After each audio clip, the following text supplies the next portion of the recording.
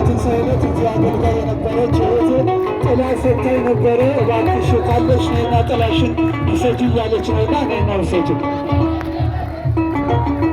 አምላክ ግቢ ከቤቴ አሳድጎኝ ሳለ መላኩ መግቦ ተሸልመኝ ሳል በስቶልሽ ተውቦ እጅግ በትሕትና ስላገለገልሽው እንደኪሁ መላክ ጌታን ተሸከምሽ።